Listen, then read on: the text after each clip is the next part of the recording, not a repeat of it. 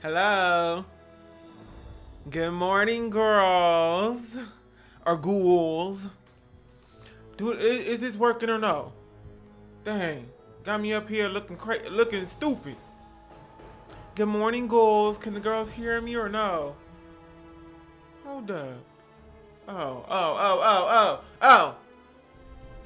It's cold out here. Put my shawl on. This is every person that works at the front desk in the dang on elementary school, baby. They all got a shawl. They be like, ooh, it's chilly. What you want, a hall pass? Baby, turn on the heat. Hello. Hola. Hola, well, somebody said hola. Ad already? Yup. Every 5 minutes y'all complain about the ads, baby. How you think I'm supposed to get paid, baby? How you think I'm supposed to get paid? Just watch it for 3 seconds and then it's over. Literally, this is free. I'm coming up here free for you, girl. Now if in the middle of this live stream it cut off and it goes to continue, girl, to continue watching $5.99, you'll be upset, huh? You'll be upset. You rich will stop.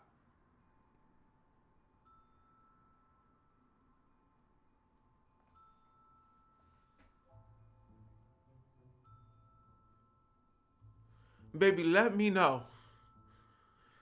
Okay, let me know how if I'm rich, cause I do not qualify as rich, baby. I do not. The other girls when they know they rich. You know what I mean? Like the girls, like if I was rich, I'd be like, I'm rich, but it's not, girl. I am not rich, baby. I'm putting ads on everything every 5 seconds. So I don't know who you talk about, girl. You talking to somebody else. I don't want no more ads. Now here's $2. Tori Norris says, I don't want no more ads, sis.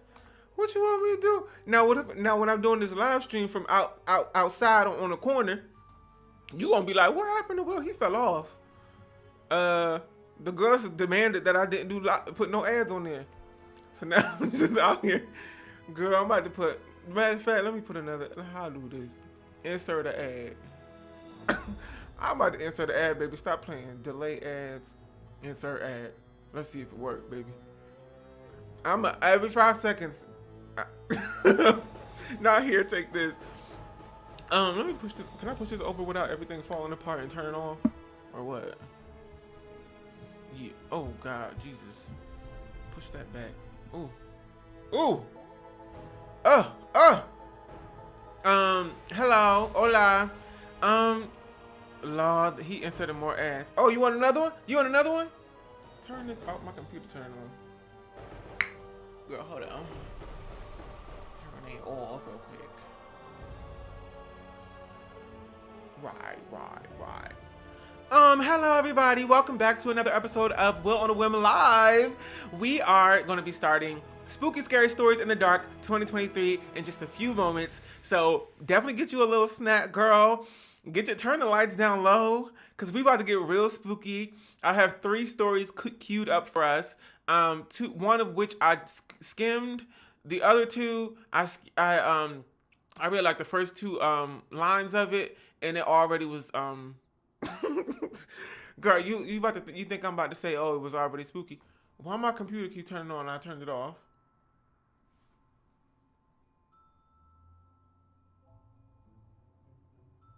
Now, when the ghost done went to the Apple store and took one of them little classes, huh? Now they know how to work the Mac store, the MacBooks. Girl, one of them was already given. I'm gonna have to bleep out a few words and switch it up. You thought I was gonna say, oh, it's already given too spooky. No, it was given regular story. How every story start. Not the computer getting quirky during Halloween. I know. It's my computer screen right here. You can't really see it's off camera, but it's literally right in front of me. And it's turning on and doing all kinds of stuff, baby. Stop. Anyway, it's given. I'm going to have to switch up some of the words because it could be triggering, okay? So I do want to preface this by saying that these stories will contain themes just like Limbo, baby. You ain't been here watching me play Limbo, which we'll get back into. And we could do that. We could do some of that tonight. Hey, stop playing. It contains themes of death, loss, loss prevention. Baby, they be at Target stealing. No, I'm kidding. I'm kidding. And suicide. Okay, so if you don't got time for all of that, baby, just turn this off. You can watch it later, or I'll try to. Oh, girl, you know what's really spooky is these eyelashes in my eyeballs every 5 seconds, all day long. Now somebody said it's okay. Nah, it's okay. No, it's not. We gonna y'all want to get started or no? You know what I wanted to do today? I wanted to bake cookies. What time is it? What time is it? Summertime, it's our vacation. What time is it? Party time. School's out, scream and shout. Now you gotta be some kind of worst. You gotta be on like the, top 10 worst schools in America for your whole school to go up and song and dance, talking about we so happy to get out of school. We so happy to get the heck up out of here. Wow, that whole High School Musical 2, what a gem. Cause Insomnia Cookies do close at what? We gonna check what time Insomnia Cookies, cause I'm gonna catch that deal, baby. Insomnia Cookies, what time they close? I sounded a little bit better be done by 11:59 cause it's Christmas after. Now you already pulled out your tree, baby. Stacy, put that tree back. I know you got that tree poking out from under your bed, huh? It's shaking every time the clock tick, huh? It's shaking a little bit. Jingle bells, jingle. No, baby, put that back. Now I typed in insomnia and it gave me a WebMD. Do you have insomnia? Cookies hours. There we go. They close at 12 a.m. Baby, who be having insomnia and they go to bed at 12 a.m.? That's normal. Anyway, not shake and go tree. Listen, that's what I'm. Oh my God, I threw away my tree. I donated my tree to Goodwill last year.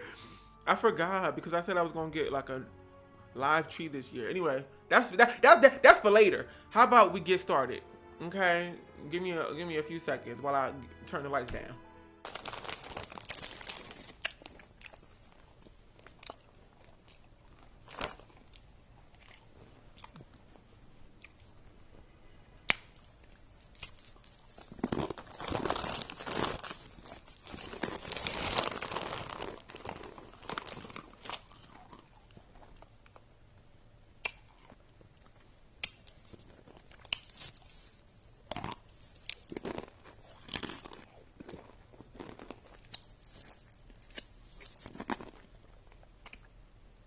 WillOnAWhim.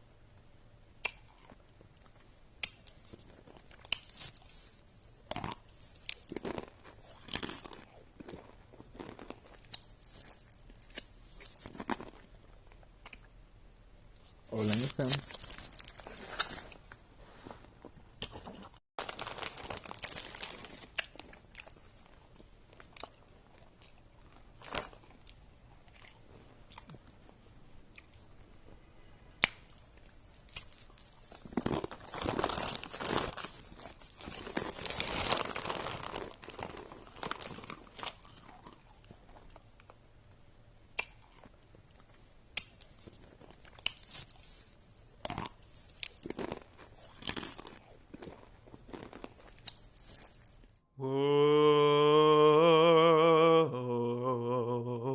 ooh, ooh, spooky. Boo. Right. It's time to get spooky. Y'all scared or no? Somebody said, cut them lights on.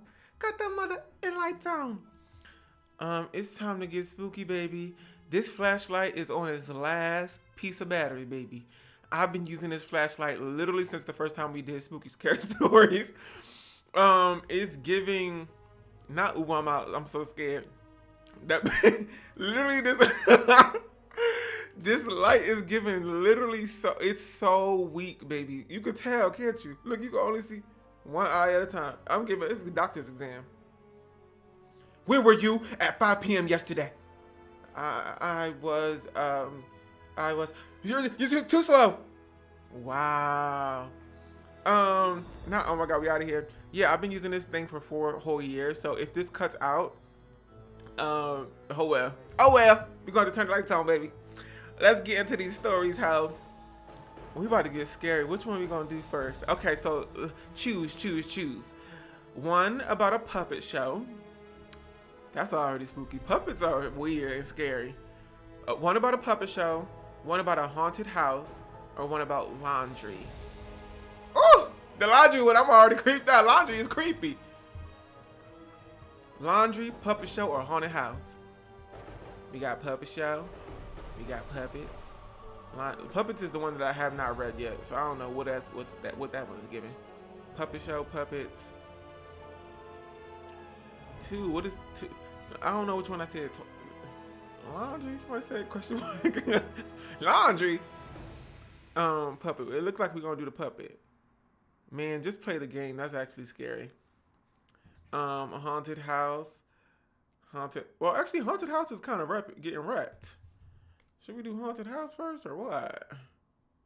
Y'all boring. Pick puppet. I'm intrigued about the laundry. I don't know. I think okay, so it's between puppet. Let me see. I think haunted house one actually. Okay, we're gonna do haunted house first, and then we're gonna do the puppet one, and then we'll do the laundry. Okay, we're gonna do. Now I'm really scared it's gonna fall out. Wait, don't it go? Doesn't it light up twice or what? Oh, hey, party. Back to business. Let's get into it. This is about a haunted house. Don't visit the pop-up haunted house.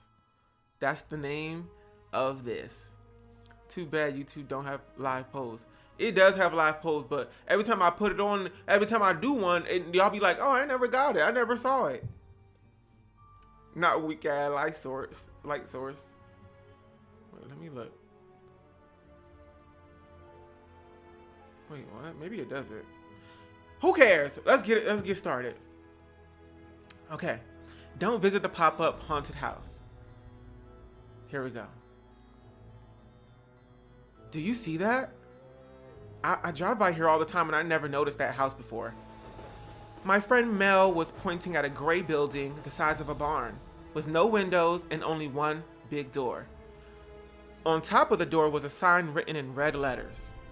Harry's Horror House. Alright, see, already they playing games. First of all, why you driving where you driving, baby? And why you gotta say, do you see that? If it has a big sign saying Harry's Horror House in red letters. We were driving by it on our way to a corn maze one town over. Oh, they going to the corn maze, y'all. They going to the corn maze. Did you make these stories? No, baby. These came from reddit.com. Harry's Horror House. We were driving by it on our way to a corn maze one town over. There was a small parking lot space in front of it, so I slowly came to a stop so we could take a closer look at it. Weird. Must be some kind of pop-up, my other friend Jake said from the backseat. But Jake! Always talking from the backseat, baby. Backseat driving. Well, are you thinking what I'm thinking? Mel started grinning. She was the biggest fan of haunted houses you'll ever meet. She'd been dragging me and Jake to multiple ones every year around Halloween, ever since we gotten too old for trick-or-treating. Except for last year when Mel's sister disappeared from home. All she left was a short goodbye letter. Susie was a year older than us. She graduated a few months before disappearing. Their parents weren't really the caring kind, and they never got along with Susie. She had graduated and was old enough, so it wasn't too odd that she wanted to leave. However, it was odd that she completely broke off the contact with her sister as well. Okay, so we got this girl named Wait a minute. Can y'all hear me or what? Is everything good? I can't tell. Okay. Not the story brushed past the missing sister. Listen, the missing sister is Susie. the comments stopped on here, so I was like, what's going on? Hold on. Anyway, okay, so Susie's missing, and she was kind of old enough, so she left, and nobody really was like, oh, too worried about it. She just kind of broke off contact with her sister, and that was a little odd. Mel hadn't been the same since, so it was nice to see that this haunted house could spark some excitement in her. We immediately agreed to come back at night to check it out. Why would you come back at night to check out? Like, no, baby. No, we're not coming back at night. You sure you up for it, Rob? This is later in the night. You sure you up for it, Rob? Jake joked with a big grin on his face. I've never been the biggest fan of haunted houses. I absolutely cannot stand jump scares, and I don't see why anyone would enjoy the feeling of being surprised by some messed up creature. I also never trusted the actors in those houses. Who's to say a serial killer isn't hiding underneath them? Yeah, I'm fine. I lied. Jake took the first steps towards the big door, and I reluctantly followed. Mel squeezed my hand. Don't worry, you'll be fine, she whispered. As we opened the door, I expected some person to greet us and sell us tickets, but all we saw was a small room with a desk. The walls were gray and naked. There was no paint, no signs or anything. The entire room that hardly fit the three of us had nothing but that tiny desk and a door right next to it. On the desk, we found a piece of paper and a little cash box. Oh God, girl. Somebody said this is giving baby goosebumps. Okay, little cash box. Hey, that's what I need to put on my Hey, if I know people will just walk in and put money in the box, baby, let me get a box. Hey, let me get a little box and put it in front of my apartment door. Anyway, welcome to Harry's Horrors house. You will see that this wonderful home is not quite that scary, but rather warm and welcoming. You will enjoy your time here, however long you might stay. All you need to do is follow the signs that lead through it, and we might see you at the end. Entrance fee is optional, but preferred in metal. Optional? Jake asked. And what do they mean by metal? Do we leave anything? I shrugged. Probably following some kind of theme, I guess, but I only have my card. At some point, I silently hoped that we would just leave again. Well, it says optional, right? Jake said. I got it, guys. Mel went through her purse, her wallet, and got a couple of coins. This is metal, right? They loudly fell into the metallic box, and suddenly the door automatically opened. I swallowed. Jake grinned, and Mel took a deep breath. Ready? She asked, and only Jake nodded. Girl, because I'm not ready. I'm scared. We might see you at the end. Yeah, exactly. Might? What you talking about? We might see you at the end. And who? Okay, they go through the door. Jake was the first one to walk in. Mel followed, and I walked in last. Like I said, I absolutely despised jump scares and cheap horror. And so I was expecting the worst as we got into the first dark room. After I crossed the step, the door behind me automatically closed again. For a second, I couldn't see a thing, but slowly, multiple candles all around the room lit up, and parts of the room came into focus. We were standing in something that resembled a living room. In the middle of the room, a candle was placed on a small table, and behind it was a sofa that had sunflowers printed all over it. Another candle was hanging next to an odd cuckoo clock, and that showed the wrong time. I scanned the entire room for eyes or movement, any sign another person might be there, but didn't seem to be anyone. I tried to get out my phone for some light, but realized that I left my phone in the car. I also didn't ask my friends because I knew they loved places like, wait, hold on, sorry, y'all. I also didn't ask my friends because I knew they loved these places and they wanted the real thing. Jake walked up to the table and sat down by the sofa, making himself at home. Now Jake getting on my nerves already. Jake, first of all, Jake backseat driving, talking from the backseat, and now Jake trying to make himself cozy in this weird place. Jake, get up. Go back to State Farm, baby. There's a letter here, he said. I was wondering what they meant by following the signs. Maybe there's something on there. Mel sat down next to Jake. Is this an escape room? I thought it was a haunted house, I mumbled. Maybe it's both? Jake started reading out loud what was written on the paper. Welcome home, at least for 1. Do everything right, and 3 might leave. What the hell? What's that supposed to mean? He asked after he was done. How do they know there was 3 of us? There's probably cameras outside, Jake whispered. That's kind of cool. But what do we do next? Mel asked. Does it have any other instructions? She grabbed the letter from Jake's hand and turned it around. Rob, come here.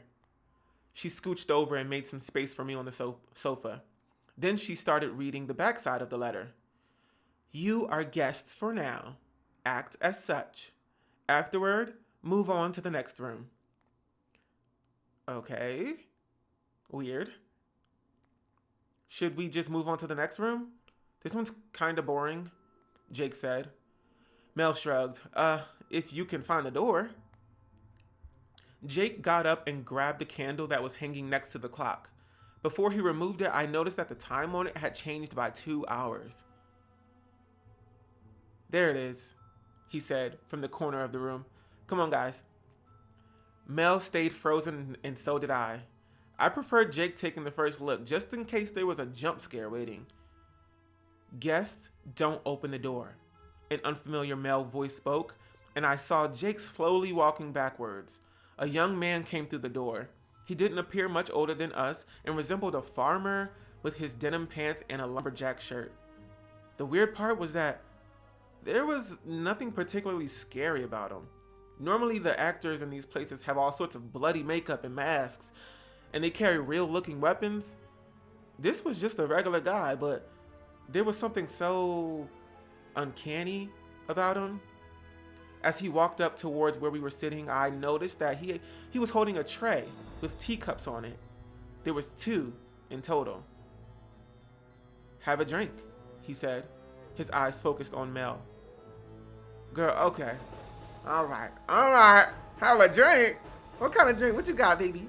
What you got? Moscow Mule? What is giving? White Russian? You got a little Cosmopolitan? Girl, what's in here? Huh? Little teacups. It's cute. It's a cute little vibe. Hey, what this got on TripAdvisor? What's this? 5 stars, baby. Have a drink, he said. Okay, all right. Then his hand started shaking. My computer just turned on. That's creepy. Baby. Anyway, then his hand started shaking. He's holding this tea on his tray. His hand started shaking so much that the tray almost fell, but Mel had grabbed it just before it could. She took one of the cups and gave the other to me. The cup was empty. Mel giggled awkwardly and clinked her cup against mine. Cheers, she whispered. The strange guy just stood there, watching us the entire time, and all you could hear was his deep breathing. Okay. Now I'm starting to get creeped out, Jake said. Maybe continue now? He jokingly asked the stranger who was still only looking at us. He slowly nodded, so we got up and walked towards Jake. I turned around one more time and met the eyes of the stranger. I saw the fear in them. I saw the fear in them as he whispered, "Please, save me." The door closed behind us again and we found ourselves in darkness. That was creepy, I said. Well, it's supposed to be. It's a haunted house. Mel laughed. No, I agree. This is weird, Jake said. That guy didn't even look scary, and he still creeped me out. Suddenly, the lights turned on. This time, there weren't any candles, but a big fluorescent light on the ceiling. We were in a kitchen. The white tiles on the floor were dirty and sticky. Girl, that sounds like Waffle House. They in Waffle House. They at Waffle House. Or a Bojangles. Yeah, baby. Somebody said it's giving Get Out. They just giving when they at Waffle House, baby. Talking about sticky tiles and fluorescent lights. Yeah, I know they getting that 2-for-1, baby. That chicken biscuit combo. Hello. All right. Okay, so we were in the kitchen. The white tiles on the floor were dirty and sticky. In front of us was a kitchen island. Behind it were the typical things, such as an oven, a sink, a fridge. This time, the letter was glued to the fridge.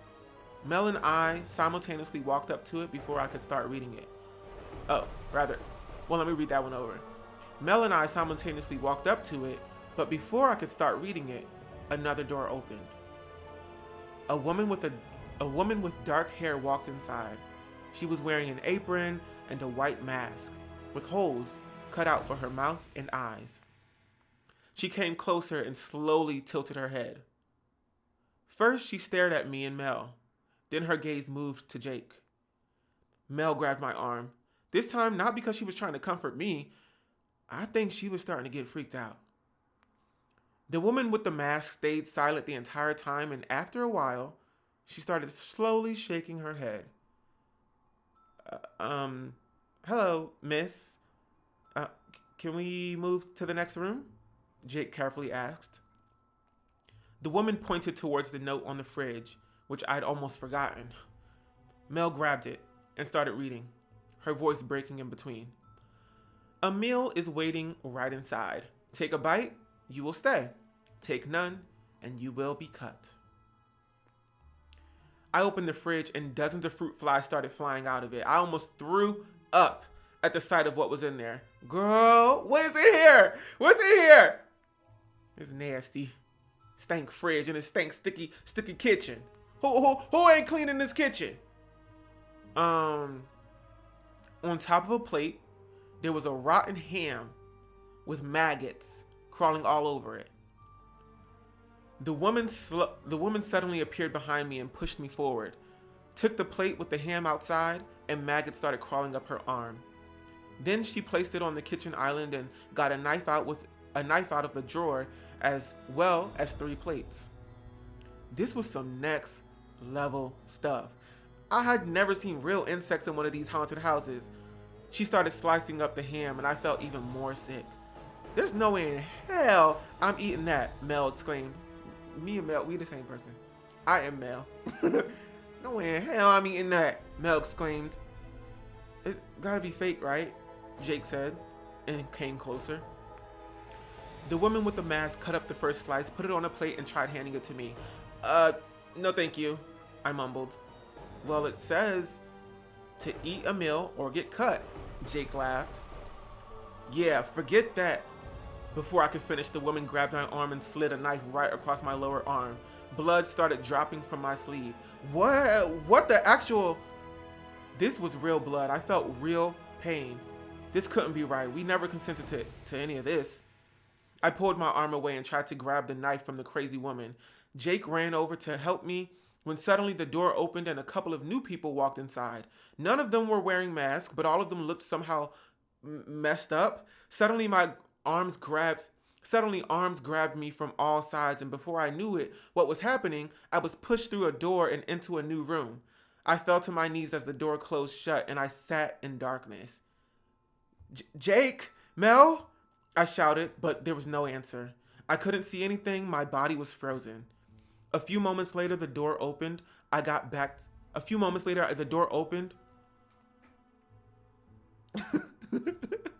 She's slicing and dicing somebody's hand.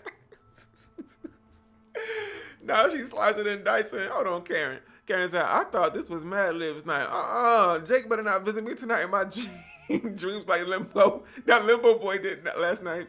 No, get out. Not limbo. The limbo boy visited you in your dreams, baby. That's scary. Baby. Jake, Mel, I shouted, but there was no answer. I couldn't see anything, but my body was frozen. A few moments later, the door opened. I got back to my feet and caught a glimpse of my friends. Before I could act, the door closed again. Rob! I heard Mel's voice as a hand grabbed mine and guided me through the darkness. All around me, I started hearing voices. Please let me out. Save us. Take me with you. Not take me with you. Baby girl, How am I supposed to take you with me? They grabbing my arms and stuff. Girl, I can't help you. Take me with you. Arms were trying to grab me from all sides, but I kept fighting through. Finally, a door opened. Girl. Somebody said, y'all, it's going to be November in 30 minutes. And we trying to see what's about to happen to Rob, baby. As we passed the final door, I could see nothing in front of me, but I felt the cold of the night hitting my face, and I knew that we had made it outside. I couldn't speak yet. My mind couldn't yet comprehend what just happened. We made it, Rob. Let's go. I heard Mel behind me. Slowly, my eyes adjusted to the dark, and I realized that we were in front of the haunted house again. We'd come out of the front door, which was impossible. The room we just left wasn't the entry we'd come in, so the car was just in front of us. I unlocked it as I ran towards the driver's seat. I heard the steps of my friend quickly following. The door behind me opened and they jumped in. Let's go, Mel shouted, and I hit the gas. Not hit the road, Jack. Hit the road, Jack, and don't you come back no more. No, for real, hit the car and go, baby. What's this, a Tesla? How fast does this go, 0 to 60? Anyway, let's go, Mel shouted, and I hit the gas. My breath was still heavy, but slowly relief washed over me until I took a look in the rearview mirror. First, I saw Mel. Her eyes were filled with tears, and she was looking down, gently stroking the dark hair of a person lying on her lap. I came to a full stop. Mel? I whispered. Who's that on your lap? The person slowly lifted up their body. When our eyes met, I couldn't believe myself. Susie?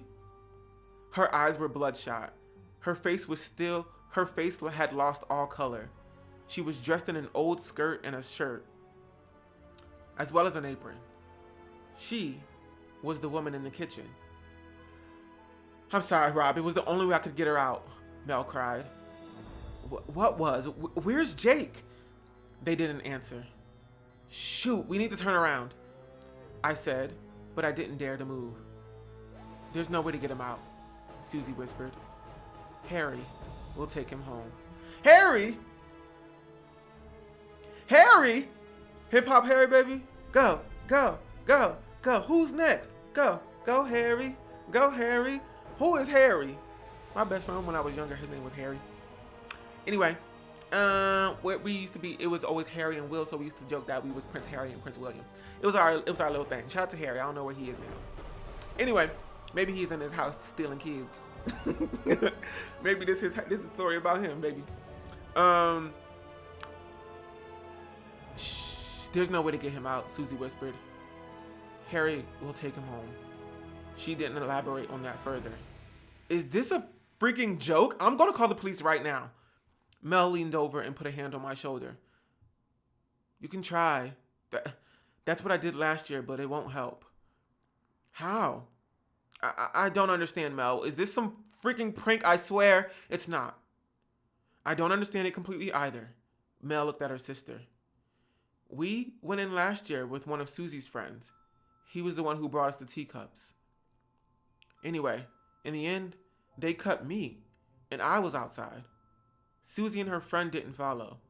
I thought they were messing with me at first, but the next day, the house was gone, and so were they. And then I received a letter. I grabbed the will so tight that my knuckles turned white. What kind of letter? It had instructions. I'm sorry, Rob. It said I had to bring 2 souls who mean the most to me. It said I could exchange them and get my sister and her friend back. But why am I outside then? I asked. I promised you you'd be okay. I just needed Susie. Girl, that's the end of the story. Girl. Hi, son. LOL, throwing off the scary, bro. My bad. My bad, baby. This light is so tiny, baby. What am I supposed to do with this? We supposed to be in the dark, I guess. Somebody said, thank God. That's the end of the story. Somebody said that was cute. Not that was cute. Somebody getting their whole friends snatched away into Harry's house. And their soul getting sucked up. Not the tomatoes. Y'all do this every year. You're already tired. Baby, tired of throwing them tomatoes. Talking about tomato.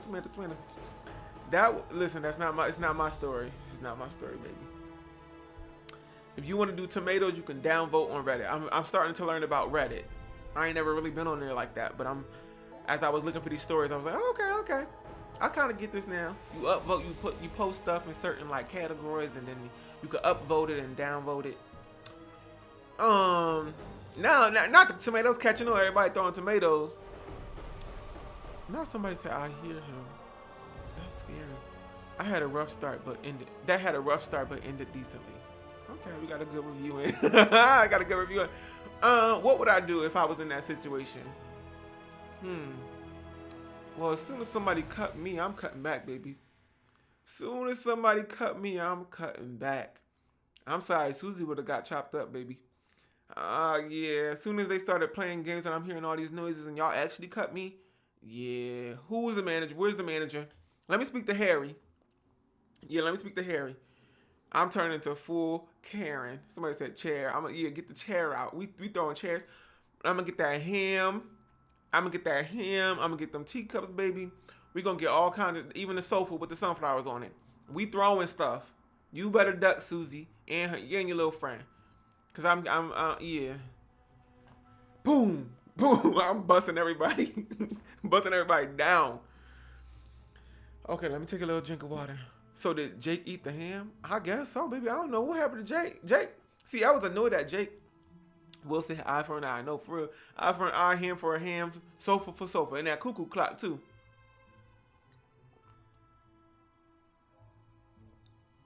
I don't know what happened to Jake, baby. He working at State Farm. What that say? Bugs and I'm out. No, for real. As soon as you see the bugs, the little maggots. This stank. P.U. You can barely see that. P.U. I'm pitching my nose, baby. Imagine opening up a fridge. First of all, imagine having a booger and then trying to light straight on the booger and everybody just seeing the booger. But imagine opening a fridge and it's like rotten ham and maggots. You know that stink. I want to throw up thinking about that. You know that stinks so bad. Real bad. He got that keychain flashlight. Shut up. Shut up. Somebody said, I won't be imagining that. Exactly. Don't imagine that part. Okay, y'all ready for the next story? Or what? Y'all ready for the next story or what? Should we get some insomnia cookies delivered or huh? Me talking about insomnia cookies every 5 seconds? Let's see. What's the next one? Puppet House. This is the one I haven't seen. I haven't read. Dang, these hoes be long.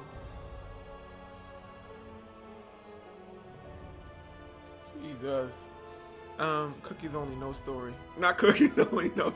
Goofy or scary? I don't know. I don't know if it's goofy or scary. You don't own a regular size flashlight? You know, I actually don't. I should get one. What if I just got a candle? What if I held a candle? I need to get them candles that was them special candles that was in that first room that they went into at Harry's house. Lighting up the they got free delivery, so I just hey, you ain't gotta tell me twice. Hold on. Let me go look at this up real quick, cause I've been toying with these dang old cookies all day. I was like, let me make some cookies.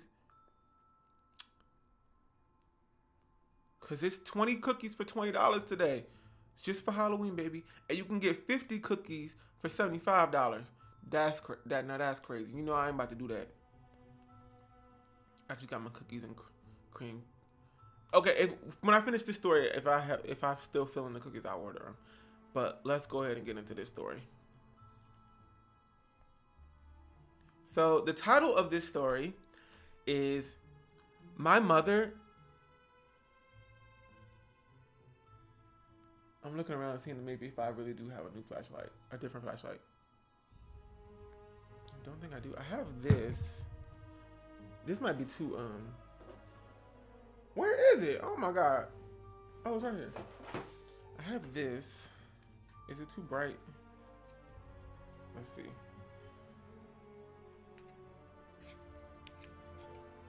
Is this creepier? Is this good? I think I might just keep this. Turn this one off, though. This might die, though. This might die in like 30 minutes. So you better get out the baking pan. Better? Okay. This one is, oh, that kind of eats. All right. The title of this one is, My Mother is Performing a Puppet Show for Us. When it ends, we die. Oh, that's scary.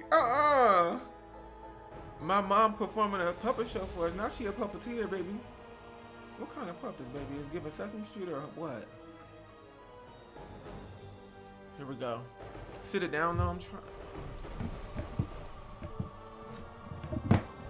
Now y'all giving me stage direction.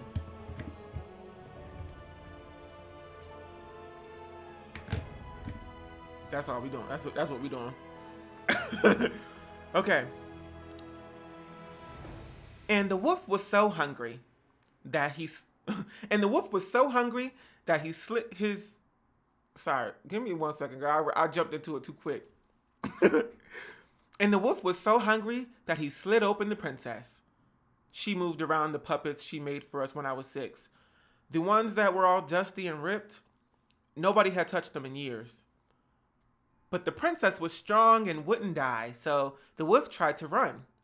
My little sister Abby was enjoying all of it. She had no clue what Mum was going through. Something that seemed like an intense manic episode. Make the wolf come back, Abby shouted, and Mum smiled. They keep saying Mum. It's like, is this British or what? Mum, I started, but my voice broke off. She kept moving the dolls and I stopped listening to what she was saying. We'd been inside the basement for hours watching the puppets and listening to my mother changing her voice. Somehow, I couldn't move. And I didn't dare to. Behind the self-made puppet theater, my mom had a large kitchen knife. I thought of ways to trick her or overpower her, but it simultaneously pained me too much to see her this way. So I sat there, frozen, watching her slowly lose her mind. Okay, we're gonna have to do a disclaimer. We might have to stop this disclaimer, girl, because it's already feeling a little bit ableist. All right, so what horror? Just real quick, pause. What the history of horror movies likes to liken mental illness with violence, and we just need to check our biases here and make sure that we are keeping that in mind, okay? They also like to, there's a whole host of things about horror, but let's just keep that in mind, okay, y'all? That this is just a story, and all right, it's just a little Reddit story, okay? So I sat there frozen, watching her slowly lose her mind. Mom and I built the stage for the puppet show when I was little with the help of my grandpa. We used wood that Grandpa cut into fitting pieces, and then Mom and I painted them. We even added a curtain and parts of an old dress my mom owned. With parts of a dress that my mom owned. The puppet show became my biggest obsession. We'd spend every weekend creating new puppets and decorations. It was all self-made. We didn't buy a single one. For their hair, we used strings from old dolls or cut strips of cloth. Mom made all their dresses herself and with her sewing machine. When I look back at my childhood, those are some of the sweetest memories. But as I got older, we stopped using the puppet show. When my sister Abby was born many years later, puppets weren't really in fashion anymore, so the whole ensemble moved to our basement. I'd moved out of my childhood home years ago, but I still regularly visit my family. Today was one of those random visits. I still had my key, so I let myself in, and after closing the door shut and shouting hello, I waited for a response. but the house was eerily quiet. My mom had said she had been home all day. Hello? I'm home, I shouted again, this time louder, and then I heard my sister calling me from the basement. I took off my coat and then walked down the narrow steps to the basement.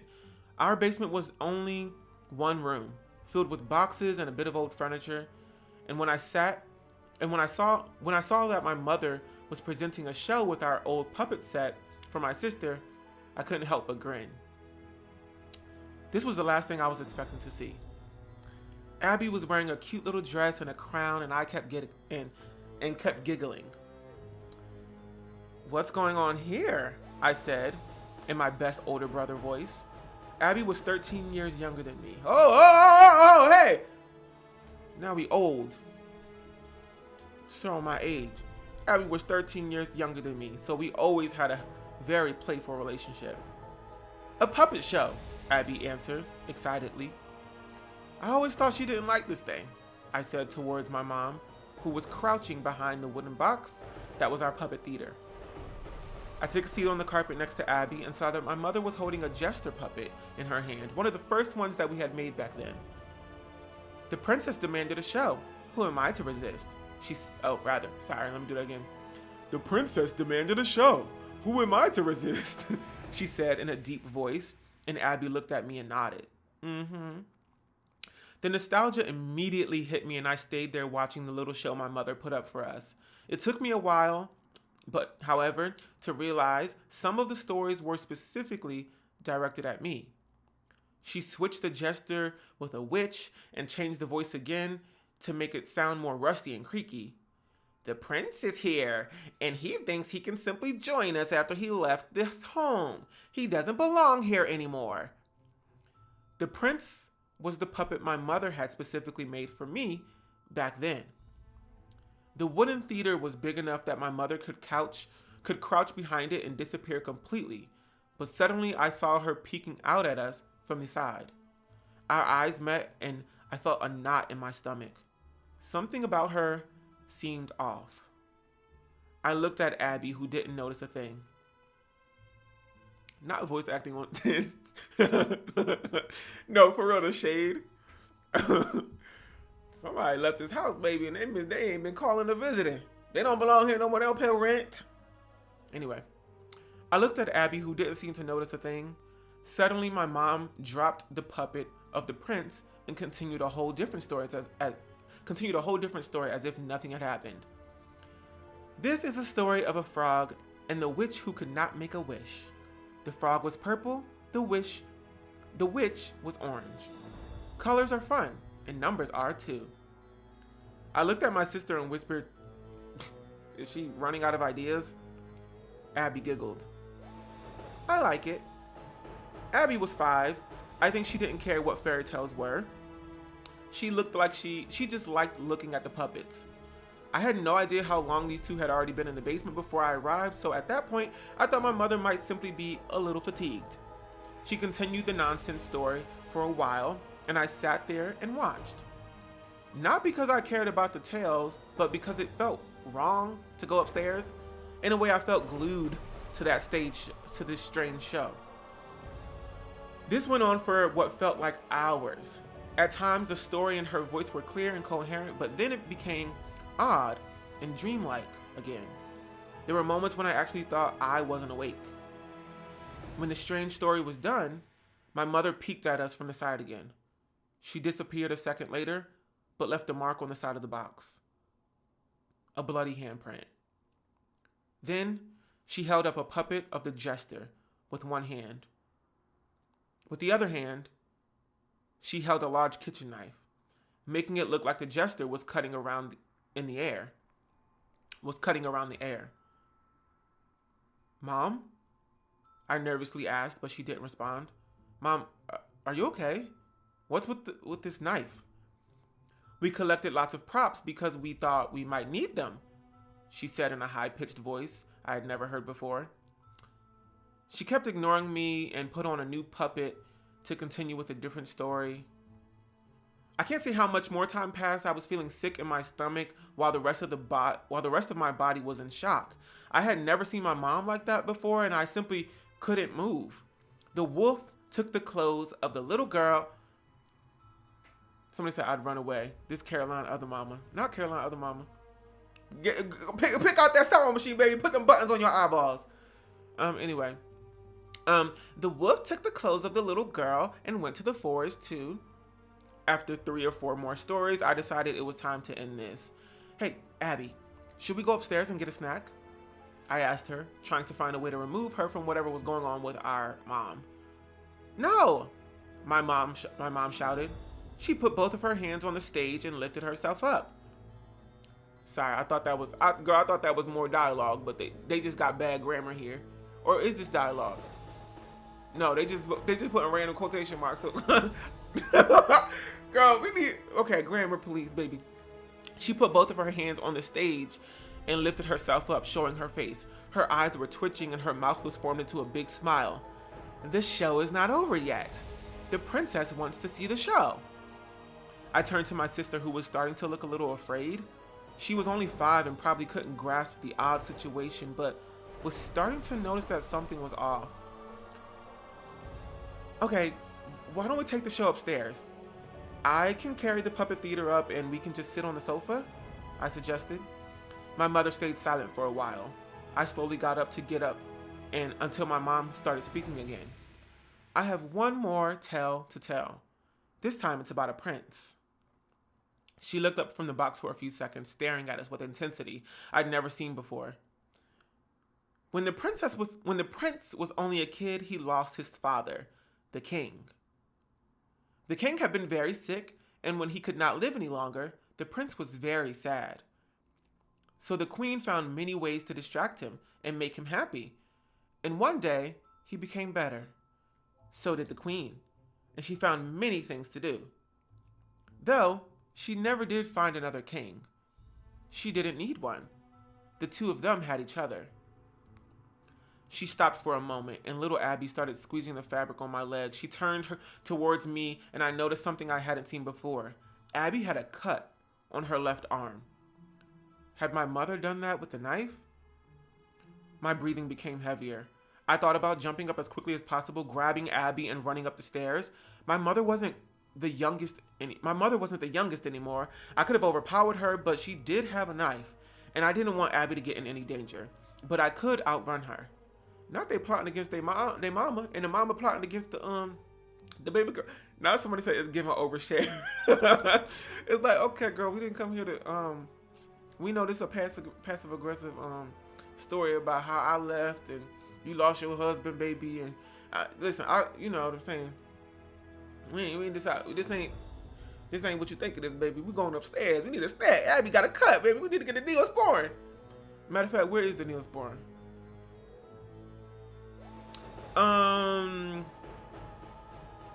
My breathing became heavier. I thought about jumping up as quickly as possible, grabbing Abby and running up the stairs. My mother wasn't the youngest anymore, and I could have overpowered her, but she did have a knife, and I didn't want Abby to get in any danger. But if I could just outrun her. But then, one day, there was a princess, and she was the sweetest thing she had ever seen. She continued her story, her voice getting louder. She let the queen fall and grabbed the jester puppet again. The jester said to the prince, "Be aware, the princess might look sweet and nice. It might feel as if you've known her for your whole life." Finally, something clicked inside of me. "Can I join the show?" I asked as I slowly got up and moved towards my mom. She didn't stop me. I grabbed the puppet of the wolf but I had no idea what to say. Behind the box, I finally saw my mother in full. Her skin had lost all color, and while Abby had one cut on her arm, my mother's body was full of them. Her clothes were ripped, and everything was stained with blood. I looked down at my own lap. Blood was staining my pants, but the pain wasn't registering in my brain. She kept going on with the show, her voice getting weaker.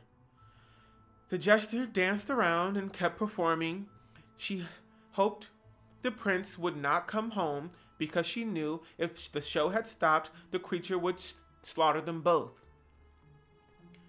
I saw that her eyes were filled with fear and regret. I'm a little confused. What is going up? Not your grandmama, the puppet. If you're a mama and you don't got your baby, and your grandma and your mama got the baby, then you're not the mama. The grandmama, the puppet. Baby, huh? Wait. What is going on? There's something deep, something going on with this girl. The little girl's possessed? Nah, hit it, Mariah. Hit it, what? Okay, so I think we getting cut up too? I looked down at my own lap. Blood was staining my pants, and the pain wasn't registering in my brain. So maybe he got cut up a little bit. Maybe they're like under some kind of spell or something. You know what I'm saying? Oh, it's time.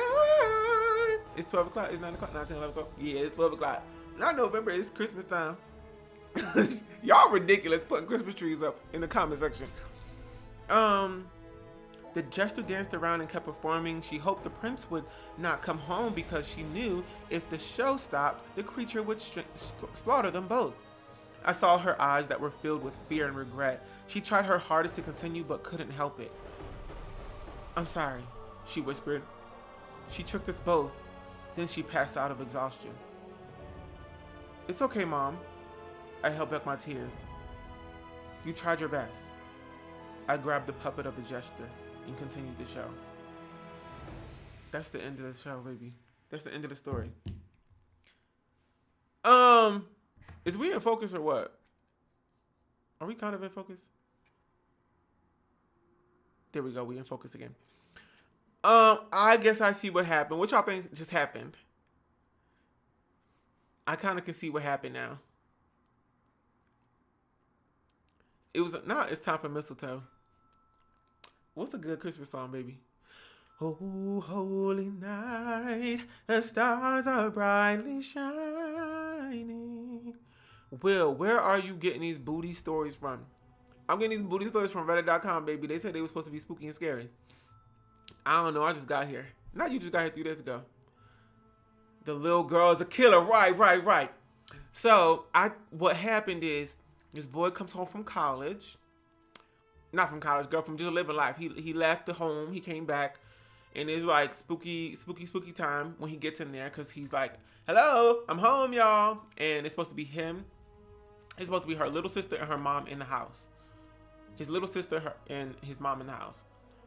Nobody's entering. Hello, I'm home, baby. He opening up, taking his shirt off, taking his jacket off and stuff. Nobody's entering. But then little Abby, the sister wasn't really her daughter, nor his sister, right? I think she's a creature that killed the mom, right. And now the brother has taken his mom's place, right. He go downstairs, there's a little puppet show going on. And you see Abby down there. So he like, oh, okay. He get hit with the nostalgia. Oh, this is cute, because this is how I... Taking his shirt off. Now he's taking his shirt off. Baby, what's going on here?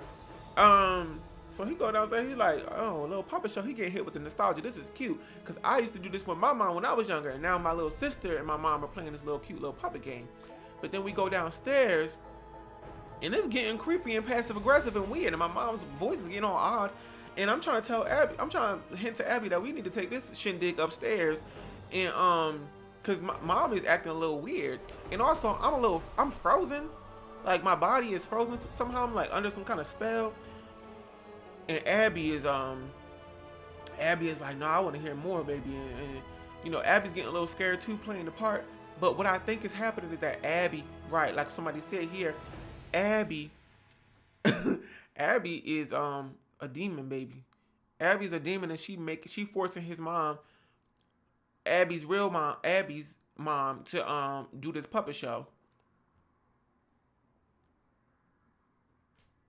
And then suddenly he starts feeling compelled to walk up to the puppet, the little puppet thing, baby. And he put on a little puppet. Now he puppeteering too. And then slowly his mom dies, and now he's taking her place. Demented child. Happy birthday, Chris. Happy birthday, girl. This do-rag is a little tight, baby. Let me Untighten that. He should have come home. Dang, that thing tight as heck. Y'all ever get headaches from tying your scarf too tight by accident? That's the real spooky story. Where that story on Reddit? This camera needs like lots of light to focus. Dang, that thing is literally cutting off my circulation. I can't think or see.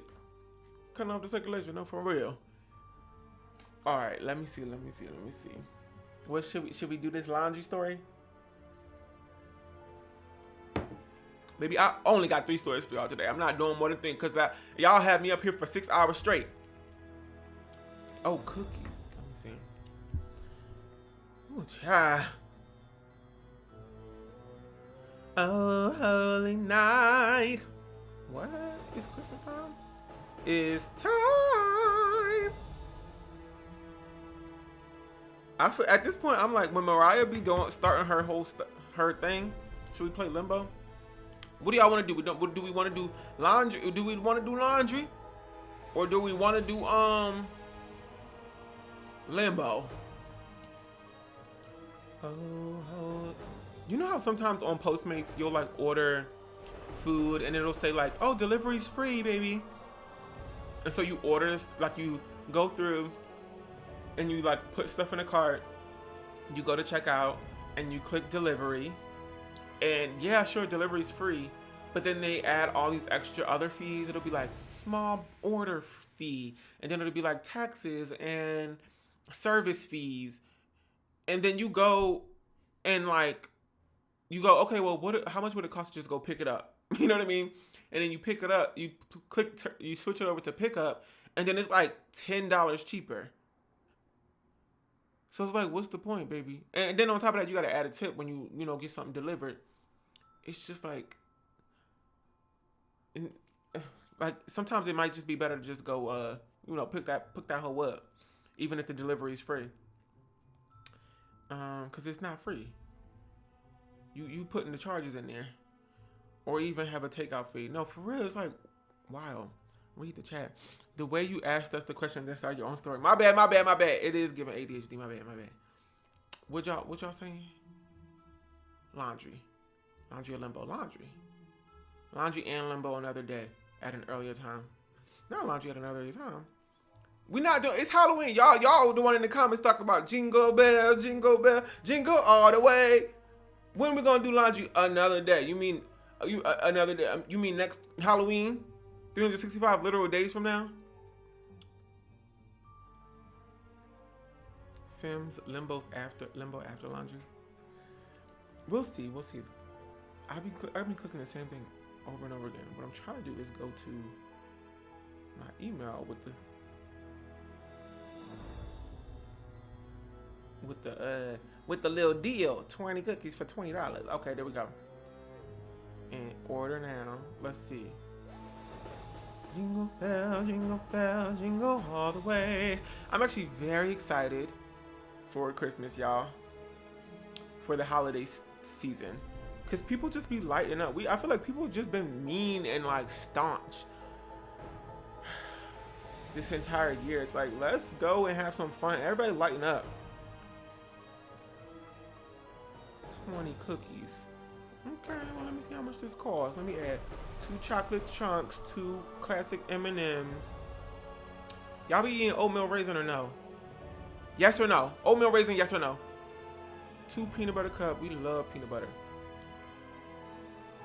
The mint chocolate chip cookies from places like Insomnia Cookies be tasting like fake mint. Yes? Y'all old. Not the geriatric taste buds. It's like, I'm with you, baby. If it means I'm geriatric too, it's very much giving elderly. Not that's for the elderly. That's for me, baby. I love an oatmeal raisin cookie, baby. 2 white macadamia nuts. Matter of fact, make it 4. 2 snickerdoodles. Cause we'll be snickering about 1 sugar cookie. Cause sugar cookie that just seems redundant almost. I love them vegan birthday cookies, baby. 2 of those. I gotta pick 5 more. Jesus Christ, 20 cookies.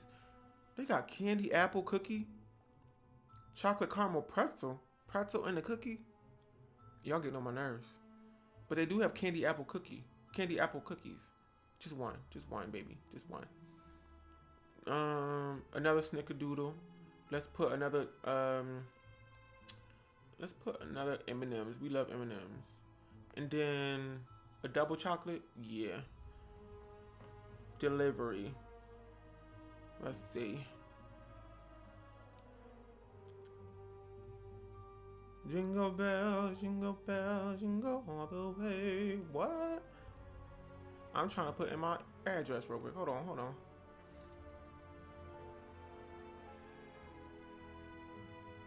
We're gonna see how much this costs. Add to order for it to get delivered.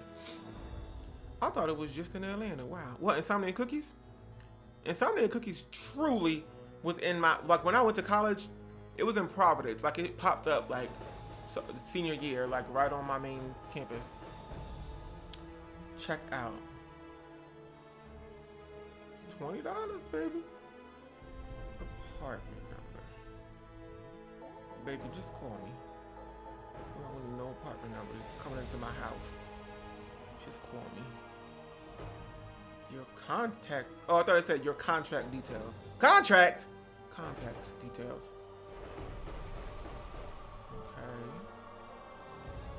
Okay. Apple Pay. $31. You said it's supposed to be 20, baby, and that don't even include the tip. See, now that don't seem worth it. $31. See, that pissed me off. I hate that. They make you go through the whole thing, and then they add $10 onto it before I even tip. That's crazy. That's wild. That's crazy. Oh my God, that is really incredible. How you gonna send a little email talking about $20, 20 cookies for $20, and then when I get to checkout, it's $30? That's baby, I make my own cookies. Y'all, it's so annoying every single time. Make me want to just go over to Insomnia Cookies and talk to the managers, just to talk to them and waste their time. I'm about to go over there and waste their time. You might have to put a coupon code. No, it already came up to 20. It came to 20. It was like, cool, 20. It was $20. And then when I clicked checkout, it said $30.35. And then it was like, would you like to add a tip? 10, 20%, 15. Girl, get out of here. Cause that's how much it regularly costs. You know what I'm saying? Okay. It's the wake up call you needed 20 cookies for real, Will. No, for real. Shut up. $31. That's scarier than both the stories. Now you coming for the stories, baby. They ain't what the stories do to you. Happy birthday is for the delivery. Happy birthday 20. Can I do a promotional code? Let me enter a promo code. HBD20.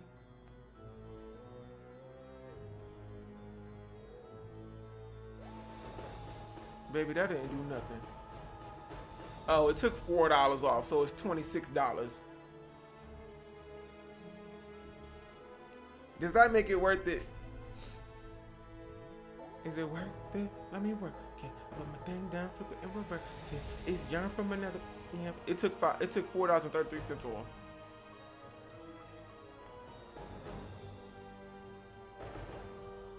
And then they want me to add a 20%. Yeah, it is too high. You right. Okay, let's get into the laundry. I'm gonna bake cookies later, and I'm gonna post them hoes on the second YouTube channel or second Instagram. Let's see. Y'all ready to get into some laundry or what? This probably not gonna be scary either. Where's the laundry one? Oh, here it goes. Let's move on to the story, please. Okay, all right. Okay, dang. They trying to get me to download the Reddit app. I'm not downloading that. Okay, here we go. Oh, this one's really long. Jesus Christ, how long is this? Okay, y'all ready? This one's called Laundry Day. Spooky enough, baby. Spooky enough. Laundry Day was the best and worst day of the week. Worst day because my family produced an inhuman amount of laundry, which was solely my responsibility to deal with. And best, because I got to spend a couple of hours with my two best friends in the whole world, Shay and Lynn. They sound black. Shay could be black. Lynn could be a black woman. Yeah. A black person. I'd push and pummel my family's laundry into two of those big flimsy looking canvas bags, then huff and puff my way up the hill to the laundromat on Main Street. It's giving New York City, baby. They don't got no in-house laundry. In-unit laundry. I got the in-unit. I was usually joined halfway by Shay, small and frail looking as a child half her age, wearing two big and ratty backpacks on her front and back. Lynn was always there first, being the organized one. By the time we got there, she'd be sorting clothes into piles, with one headphone wedged in her ear blasting study notes loud enough to drown out the omnipresent hum, bang, and clatter of the machines. Lynn going to Harvard, huh? She going to Harvard. She said, I'm going to get this laundry done and get this study in there.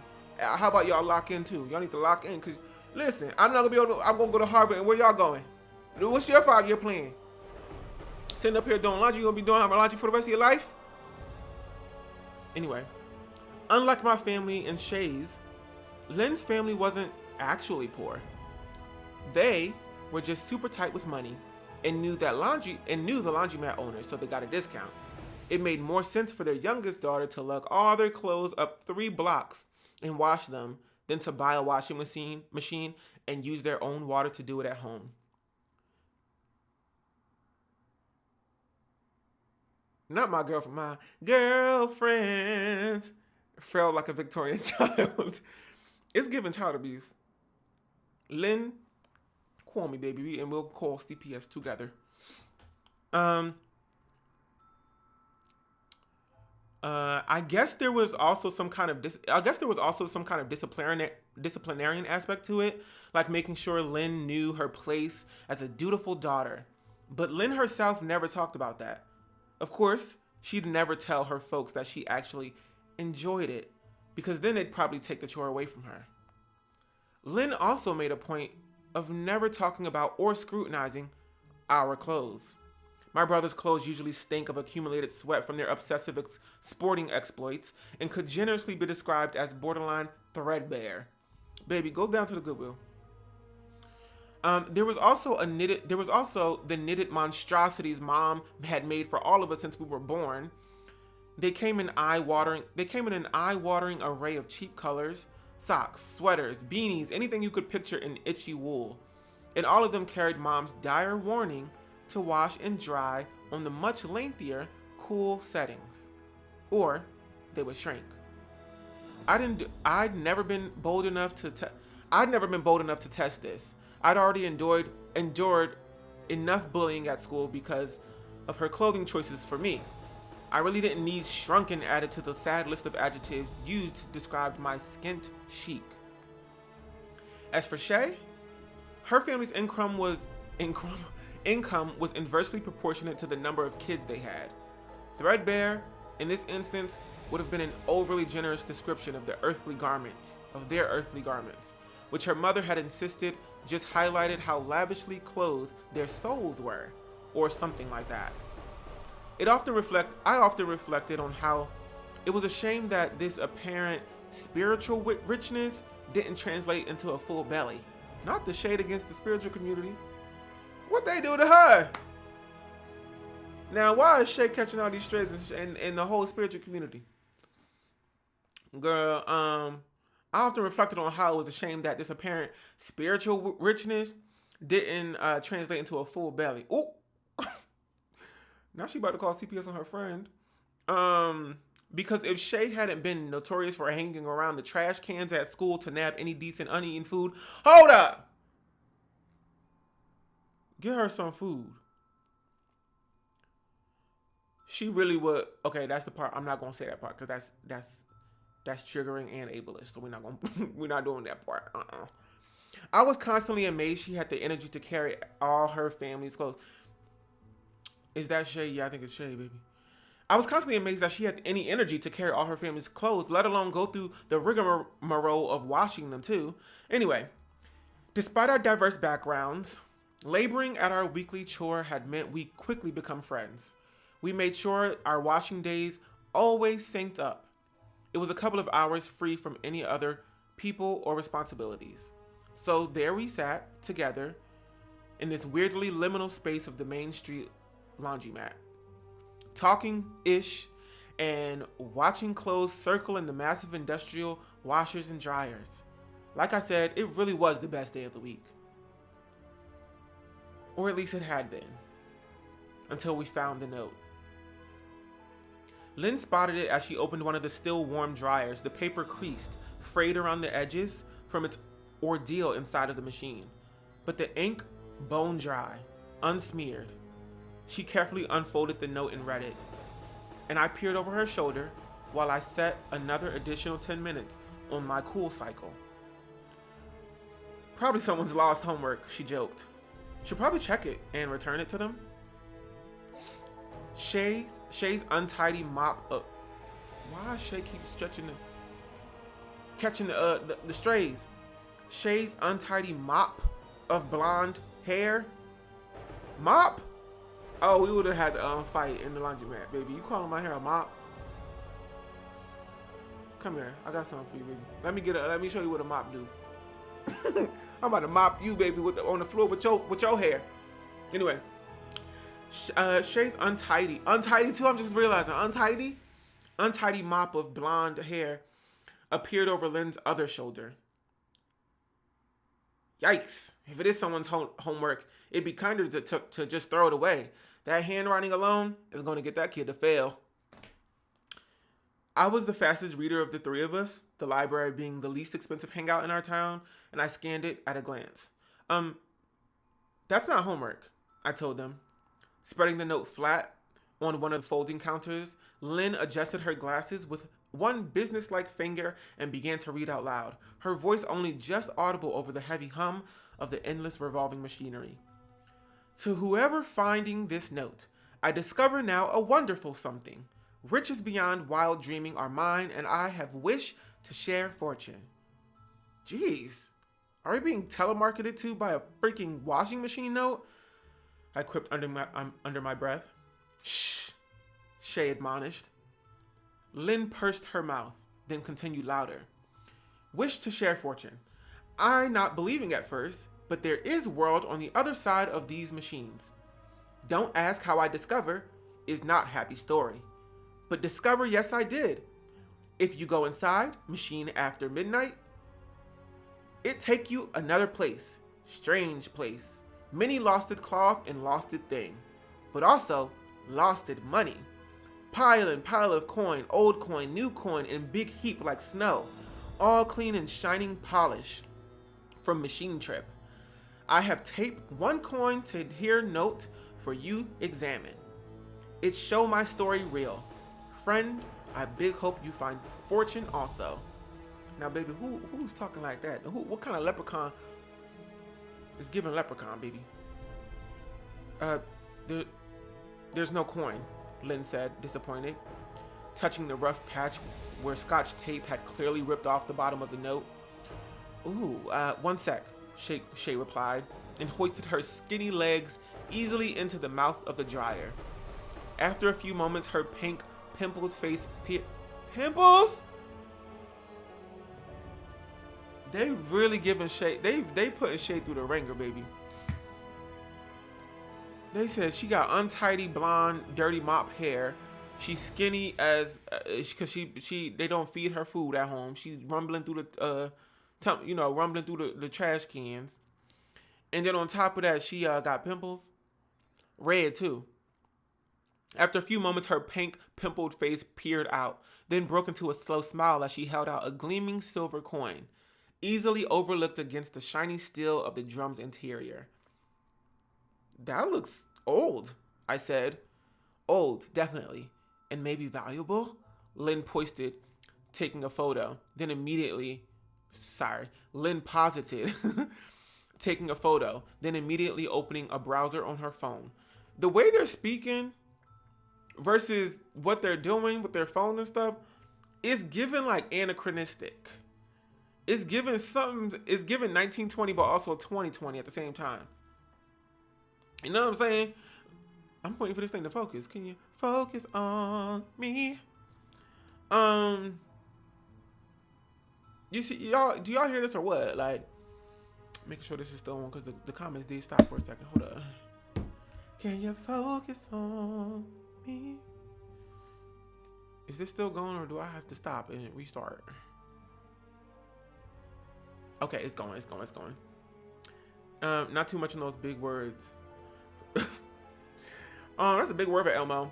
Positive. Okay, so anyway, she took out her phone and immediately opened the browser on her, I guess, iPhone 10X Plus. It didn't take long to verify that the coin was from around 1920. Somewhat rare, and that a specimen could fetch somewhere between $40 and $200 at auction, depending on the condition. Shay's pale blue eyes all shiny. Shay's pale blue eyes seemed all shiny. Oh, girl, see the syntax. Shay's pale blue eyes seemed all shiny coin themselves, glowing at this information. Can we put it up on eBay? She said, breathlessly, like split it 3 ways. I glanced askance at Lynn. I never heard that word before. Askance? I guess that means like from the side. I glanced askance at Lynn. She half nodded, half shrugged, refolding the note. Sure, I don't see why not. I mean, technically, you found the coin, Shay, so it's up to you. Shay gave a little whoop of joy and punched the air with the coin in her chest. I'm gonna be honest, I don't know what's going on. Me either, really. Okay, just to recap real quick. It's these 3 girls. They all come from kind of different backgrounds. One is like kind of rich, but they still got to do this kind of laundry day situation because their parents they're like penny pinchers, refuse to buy a washing machine. That's Lynn. Shay is this other girl who's just like spiritually rich, but very poor. Like she be digging in trash cans at school for food or whatever. And she got to do laundry too. She takes all her family's laundry up 3 blocks, and they go into a laundromat and do this laundry. And then there's the main chick who I don't know what her name is. It's the narrator. She is doing laundry for her family too. They all do laundry on this one specific day, and because they might not all know each other from school, but because they do laundry together, they've become friends. Because every single Wednesday they're like doing laundry together. So there's that. Then one time they find a note in one of the drums of the dryer, and the note is like speaking in weird riddles, and it's like, hey, I taped the coin to this piece of paper, like just not laundry girls, like the city girls, it's the laundry girls group. They find a little note in this dryer, and it says, there's riches on the other side of this dryer. If you come back after midnight, you can come in here, girl, and like this laundry will be a portal to another world. And just to give you like just to kind of like prove it to you, I taped a coin to this note, but then the coin wasn't on the note, right? The coin wasn't on the note, so they were like, this is just a little joke or whatever. But really, Shay, because she's so skinny and tiny, she climbed her booty right into the dryer, found the coin, and was like, look, y'all, I found it. And then immediately was like, this look like it's worth a lot of money. You know what I mean? Like, we could probably get some money on eBay with this. And so that's where we're at. In the dryer, right. So you have to go through that's what it said. On the other side of the dryer, apparently there's some like world full of fortune. It's like the lost world where there's like lost socks and lost clothes, but also lots of lost coins and piles and piles of themselves. You know what I mean? Okay, all right. I'm gonna start doing that when I get a nickel. Just put it on the back of a note and give people riddles in the laundromat, and then make them come back at midnight and try to jump in the thing. Okay, so that's where we're at now. So homegirl is like, can we put it on eBay? She said breathlessly, like split it 3 ways. I glanced askance at Lynn. She half nodded, half shrugged, refolded the note. Sure, I don't see why not. I mean, technically you found it. You found the coin, Shay, so it's up to you. Shay gave a little whoop of joy and punched the air with the coin in her chest. In the excitement of it all, we virtually forgot about the incredible claim on the note. The silver coin, real silver, it turned out, sold 2 weeks later. The week after that, we met up at the laundromat to divvy up the spoils. The auction capped out at $80, and Lynn, the only one with access to her own bank account, reverently passed Shay and I a crisp new $20 bill plus a $5 bill each. Oh, because I thought she was about to jip them a little bit. I was like, 2, 4, 6, baby. That's $60. Where the other money go? Wait, hold on. 5, 5. Well, then who? Wait. Shay? No, Lynn got more money than the other girls. Lynn put the thing up. Lynn stealing money from these girls. Because they all got $20, $25 each. Right, it's not adding up. Oh, they can't do math. They need to go back. They need to catch Lynn because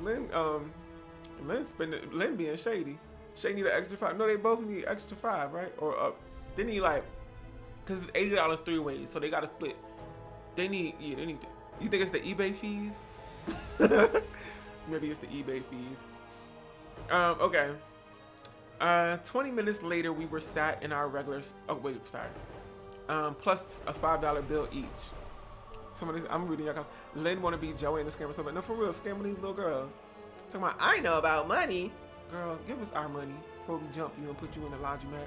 Put you in that drum and that drum of that dryer and see where you go. See if you go to the land of fortune.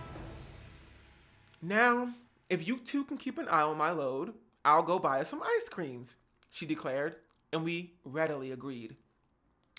20 minutes later, we were sat in our regular spot, watching our families' dirty clothes slap and bang against the inside of the big machines, blissfully eating our treats. Shay picked at the corner of the faux leather cushioning on her seat, where the ancient yellow foam had started to come through. You know, I could really get used to this, she said, eyeing the nibbled down stub of her cone. Of course Shay could, because she hungry, girl. Her family don't be feeding her. I mean, yeah, I agreed. But what's the chances we ever find another coin like that? That peculiar light entered Shay's eyes again, and she stared at me with an unnerving intensity. Come on. You both know what I'm thinking. Lynn shook her head, definitely. Matter of fact. No, it was either a prank or it was some a-hole who randomly found a vintage coin somewhere. There's no freaking way you're climbing into a clothing dryer after midnight to look for a mystical laundry dimension full of collectible coins.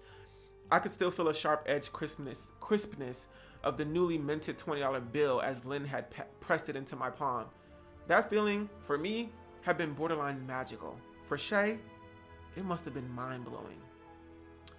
Shay nodded morosely, then stuffed the end of her cone into her mouth, closing her eyes, grunting contentedly as she crunched. I knew she was hungry. She hungry. Shay hungry as hell. She said, "This the only meal I'm gonna have for the next 10 days, baby. I'm savoring this." But I had to wonder in those eyes beneath their thin lids, still shone with that same pale and feverish light. We didn't notice anything hugely different about Shay at school, except that she seemed happier and hung out with us a bit more and spent less and less time around the trash for free sandwiches. I don't know why I assumed that was because she'd been eking out. I don't know what these words are, baby. I never heard these words in my day in my life. I don't know why I had assumed that was because she had been eking out her $25 bill, her $25. The girl had all the poor impulse control that I had, and I'd blown all my share in 2 days. Lynn was the smart one who was good with money and such like. Shay and I joked she probably invested it and had already doubled her windfall. First of all, Miss Never didn't need to say what she looked like. No, for real. Let's turn the camera around and see what you look like. You keep talking, you keep ragging on Shay, and Shay just happy to be there. And also, Lynn stealing their money in the first place. Talking about they talking about how she's so savvy with money and stuff. Baby, she's swindling y'all straight in front of y'all face and playing in your face. Maybe I fooled myself that I didn't see the weird long bruises across Shay's shins, like nothing had ever been there before, like nothing that had ever been there before, or that one day that she had arrived at school with a swelling bump on the side of her head and was vague all day, unable to focus or pay attention. I mean, she was happy, even that day. Happier than I had ever seen her. The first red flag was that she didn't turn up for laundry day. She been going in that laundry bag. She been going in that. Yeah, she been going back. She getting whipped in Narnia. Please, now she getting whipped in Narnia. She climbed in that drive, baby. She said, "Why you could talk about my pimples, baby, and talk about how I'm skinny and digging in the trash for the bacon, egg, and cheese from the bacon, egg, and cheese girl from McDonald's, but I'm gonna get this money. I'm gonna get this money, period." The first red flag was when she didn't turn up for laundry day. This happens sometimes with one of us. Someone would be sick or have other plans, sometimes family stuff going on, but we'd always let the others know via IM. Who says that? This must be like 2003. Via IM. I didn't know Wi-Fi access was I did know Wi-Fi access was a bit spotty for Shay, but she'd always make an effort to let us know if she wasn't coming, even if it meant sending over one of her multitude of siblings to tell us. Now, Lynn and I weren't dumb. We suspected exactly what you did. That Shay had been sneaking out at midnight to climb into the industrial dryers and looking for coinage. That coin. The existence of that note, the first rare coin, Shay's subsequently full stomach, her general demeanor of happiness, it all pointed to the idea that maybe she had found a way into some liminal space inside the laundromat where losted things accumulated. What about her injuries? Lynn asked. What if she's like being abused by someone for money? As in like sex work or something? I responded, incredulous. I don't know, sure. Maybe kinky stuff? It's a more plausible explanation. A Cam's razor and all that? I don't know what is that? So I said, now wait a minute. Now wait a minute, hold up. Whoa, hell no, what's going on? Maybe kinky stuff? How old are these kids? They do their laundry, they go to school, they have access to phones. Girl, in 2020, that could be a 5-year-old. Okay. I knew Lynn didn't want to discuss that note. She didn't believe she couldn't. And I'm not certain I actually did either. I tried to be as logical as Lynn always was. What if the note and the coin just gave us enough doubt for her to do something else? You know, to let her do whatever else it is that she's really doing, but to let us think that she's going to some stupid laundry pocket dimension. Lynn said. Lynn nodded. Maybe, yeah, but it still doesn't explain where she is. I'll check on my way home, stop at her house. Okay, cool. Let me know what you find out. Shay's mother, a harassed looking woman. Oh my God. Now Shay's mom getting the strays. What are they doing? Working in the streets? Shay's mother, a harassed looking woman. I'm fighting this narrator. In her late 40s with a newborn on one breast, told me she hadn't seen her for probably a day. For quote unquote, probably a day. Questioning 3 brothers she shared a room with proved more fruitful. They claimed they hadn't seen her for 2 nights. Her mother was loath to call the cops and report her missing, even after I told her I knew it had been long enough to worry. After I had a brief text exchange with Lynn convinced her parents to call the police and report our friend as a missing person. We waited for 2 more anxious days before both Lynn and I were contacted to come into the local station to answer some questions. The police officer was a woman, and she was really nice, offering us tea and coffee. She broke the news gently but plainly. Shay's body had been found. Her mother had been informed, and they were in the process of releasing the information, whatever that meant.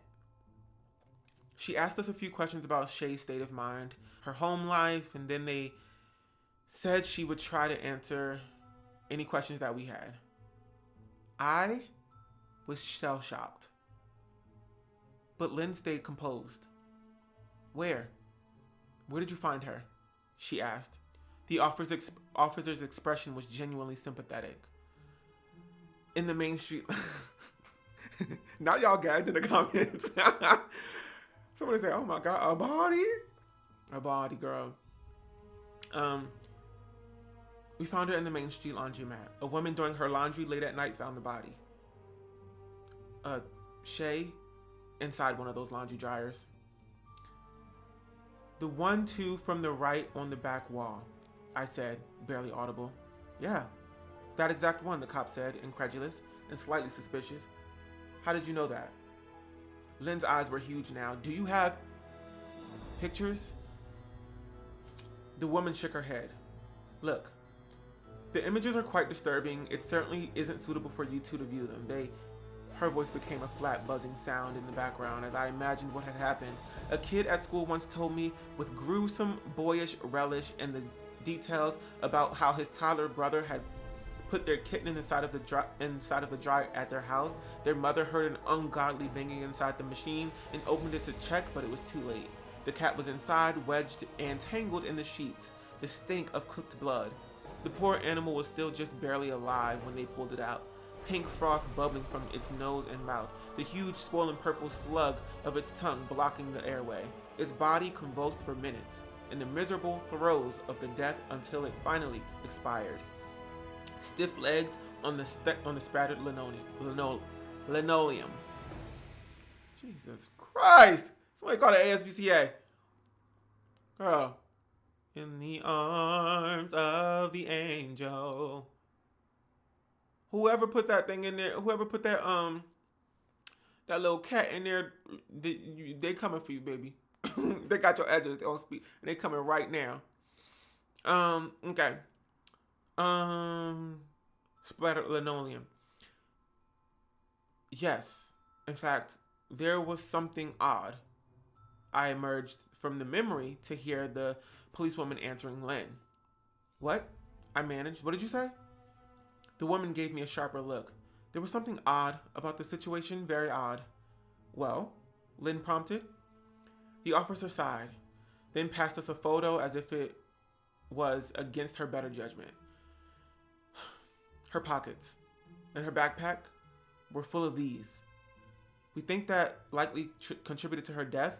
The weight of them inside the machine may have well knocked her unconscious. The coroner will judge whether the heat, the battering, or both were the ultimate cause of her death. I already knew what the photo would show, and so did Lynn. But we looked anyway.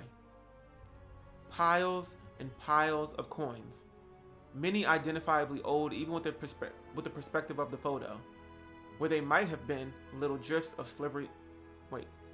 Many identifiably old even with the perspective of the photo, where they might have been little drifts of slivery snow. Girl, it sounded like she really did go to Narnia and get them piles of get that coin. Laundry day isn't the same anymore. Lynn and I have a new place. Neither of our parents let us go back to the Main Street laundromat after the incident. Now we meet at a smaller, dingier place 6 inconvenient blocks away.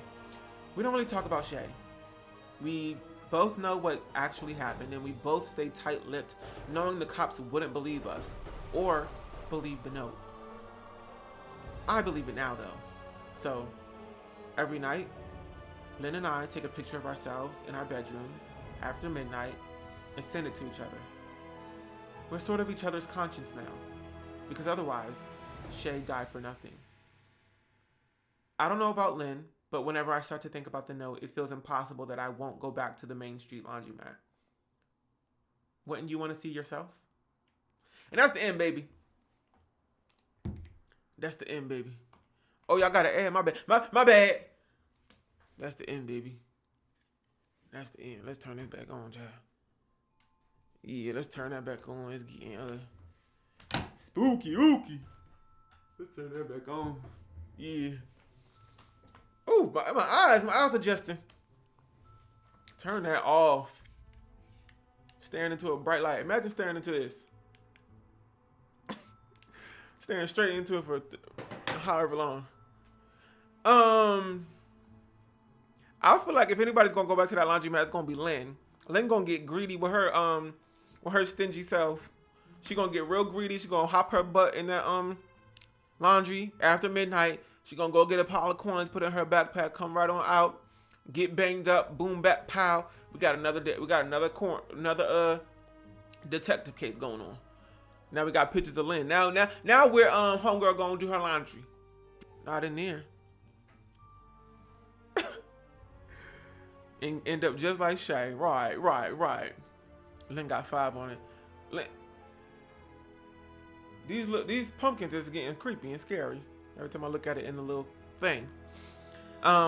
Brought back a suppressed memory of the laundromat bathroom, and the doorknob fell off on my A, and I started screaming at the top of my lungs. You got into a laundry? We used to do that when we were younger too. Like my sister we would like take turns playing in the. I'm pretty sure lots of kids used to do this. We used to take turns going inside the dryer and like turning it on. That is not safe. I never got into that. Even as a kid, I knew better.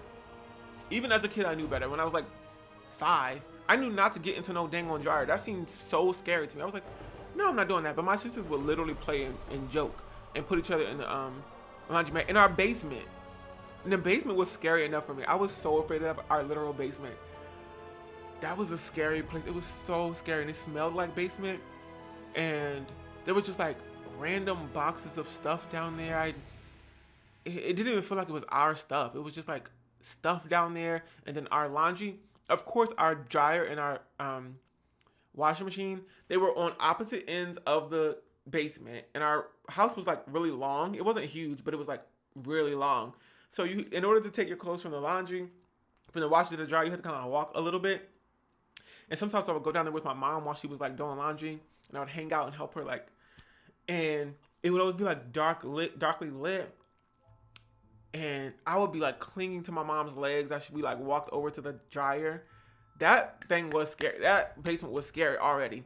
And then sometimes my sisters would take me down there and play goofy games on me. They would like take me down there and they would be like, let's play a game. And then take me down, and they would run up the stairs real quick and shut the door. And now I'm down there. And they're like, Chucky's gonna get you.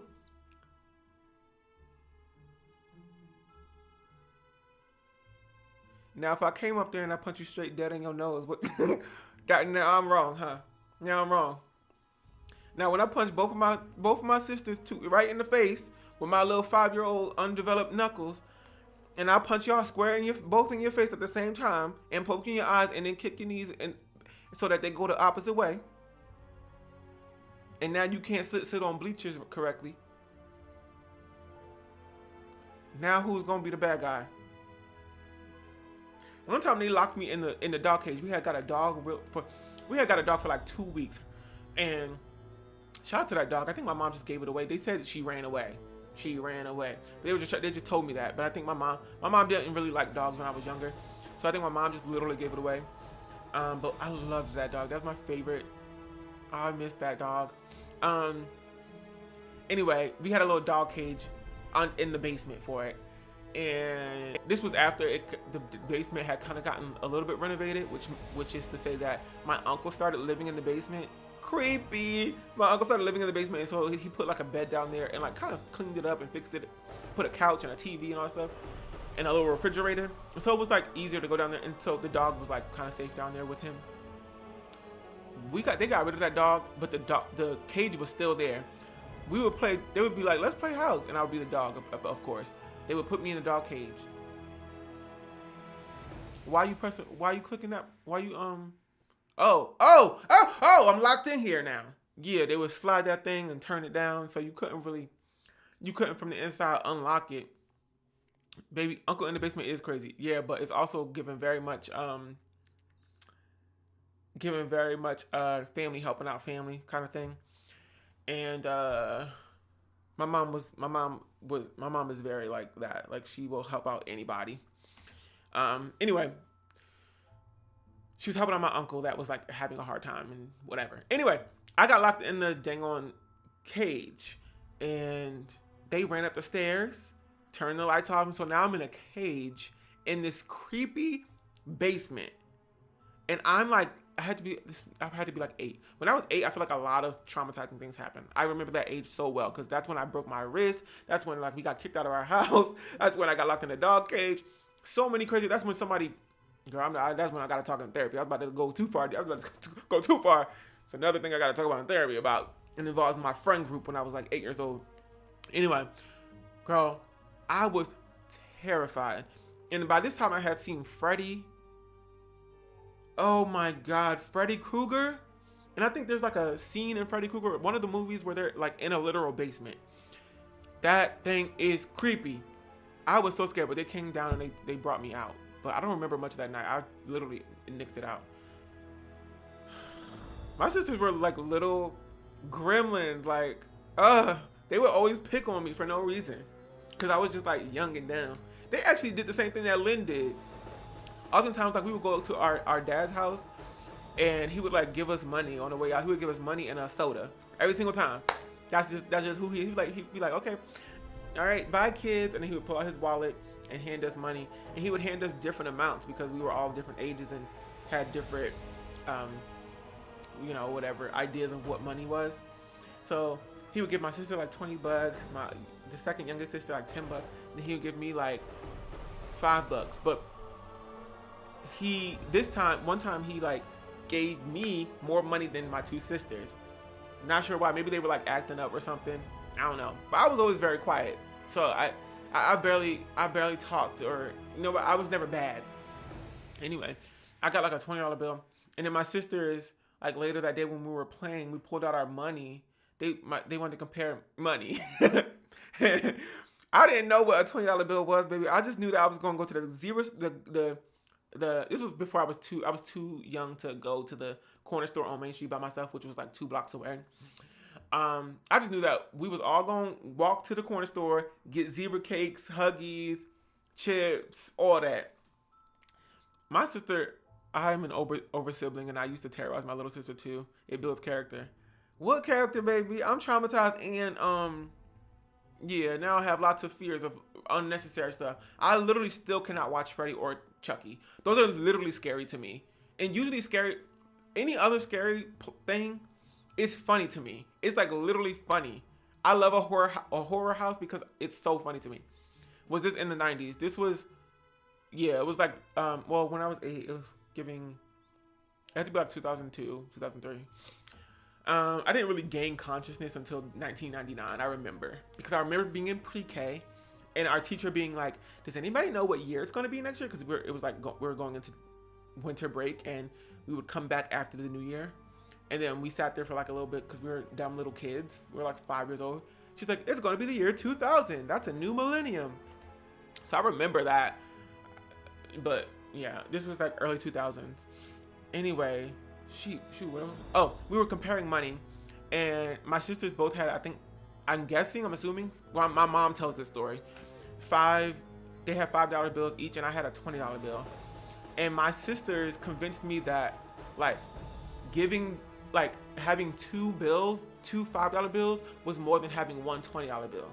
So they gave me both their $5 bills, and then they took the 20, and then they got $10. So they made money off of duping me. It was stuff like that. They would just play me so much. I was like, y'all smart. Looking back on it, I'm like, y'all smart. Y'all smart for that one. But at the same time, I was like, that's not, y'all just be bullying me. And they never really even liked me or played with me for real. We never had that kind of relationship where we played together. It was always just them playing tricks on me. And so whenever they kind of paid a little bit of attention to me, I fell for it every single time because I was like, oh, my sisters want to hang out with me. My older sisters. My dad tried that crap. He'd give me 3 ones and my sister a 20. But I love my sisters. They're so much fun. But they're both very funny people. But when I was younger, they used to terrorize me. Real scammer things. Not me taking notes on a clipboard. Don't do that. Don't do that. My little sister loves to beat me up. She punched me in the face and kicked me and throw me up against the dresser. That sounds like a Tyler Perry scene. The dresser part specifically. Sending virtual hugs. Oh, thanks. My mom told me when she had her wedding, December 1999. Back to 1999. Take a ride in my old neighborhood. If you know that song, girl, you is probably gay and white. White adjacent. You've been in some white queer spaces. You've probably been to House of Yes in Brooklyn, huh?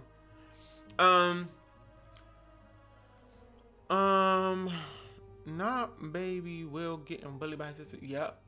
What did you say? My mom told me when she had her wedding, December 1999, at church service, people thought the world was going to end at 2000. That was a big thing. It was Y2K. I ain't know nothing about that, girl. But I remember seeing stuff on the news. But I wasn't worried, girl. I was just worried about, was Quincy in pre-K going to want to play with me at the Lego station? Because I was into Quincy. Y2K? Is that what it's called? You making me think it's something else. People were scared of the year 2000. No, they were truly scared. They were like, it's going to end. We're going to die. Everybody was literally hoarding stuff from the grocery store. I wonder how many of y'all were born in the 2000s? Like, what year were y'all born? Charlie XCX. Thank you. Back to 1999. I love that song. Quincy was this boy in my that's when I knew I was gay, baby. I knew I was gay and literally pre-K. 1995, 97, 2001. Wow. Lots of 2000s in here. That's crazy. I was literally born in the early 1990s. Yeah, 1994, baby. 1997? 1994, stand up for real. 1990 kids born in 1994 are one of the few kids, I think maybe the year 2000 as well. No. 1995, maybe?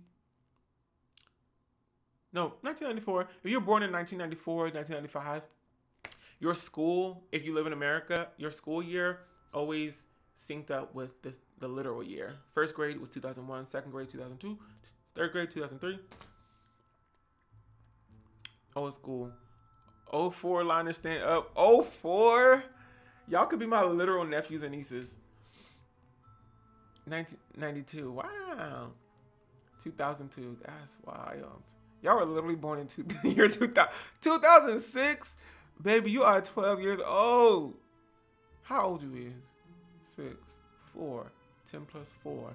10 plus 4 plus 3. 17, baby? You 17 or 18? Yeah, some of these stories wasn't good for you. You need to be 18 or up, baby. Go to bed. Yeah, some of y'all need to go to bed. It's your bedtime. You got school in the morning. You got daycare. 17. Wow. It'd be a honor to be your niece. Oh, an honor. Is that how you spell honor? That's definitely how you spell honor. No, honor. HONOR, right? An honor to be your niece, Will. Ask my literal nieces, who I barely be getting to talk to. Go to sleep if you're born after 05. No, for real, go to bed. Go to bed, you scaring me. What time is it? It's almost 10 o'clock. Let's see what the girls are wearing.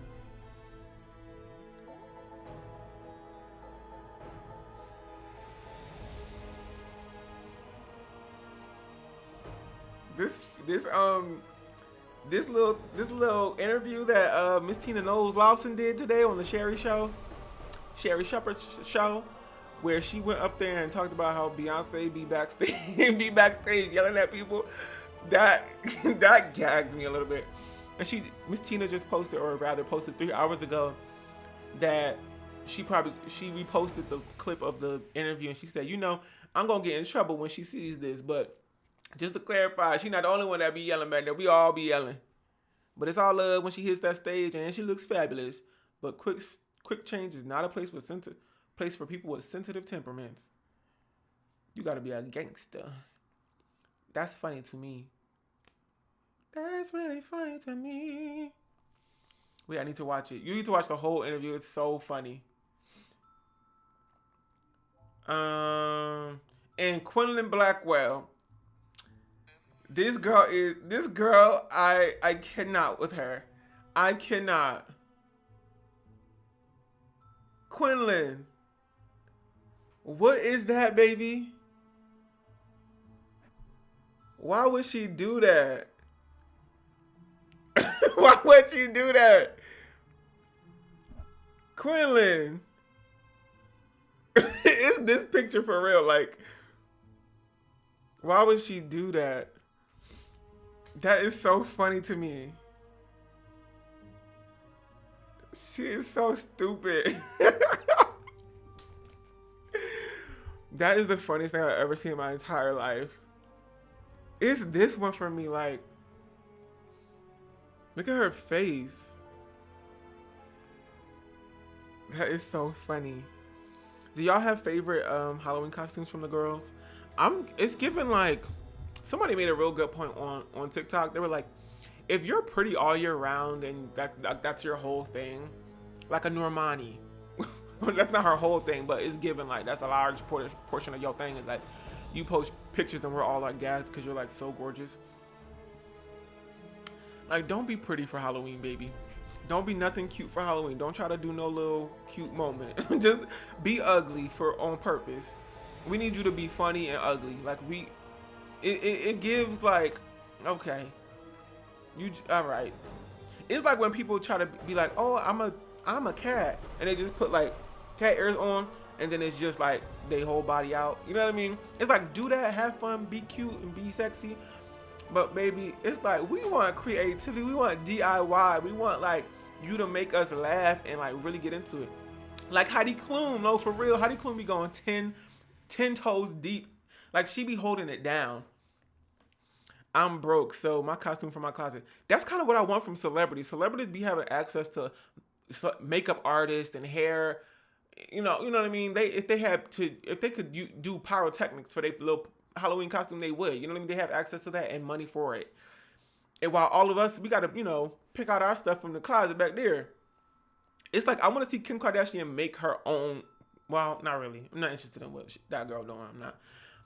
I'm not. Although she almost got me with that Skims release, baby. She almost got me. I almost pulled out. I almost got the 3 briefs for $60 or whatever it is. I want to see the girls make handmade stuff. Like we all are doing. Tyga eats every year. What Tyga doing? Tyga. Did he post a thing this year? Oh, Tyga.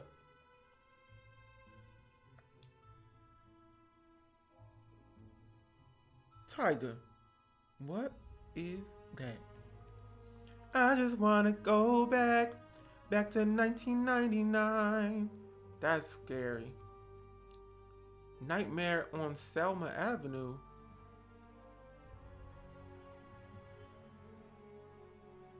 Not Tyga. Not this is Tyga.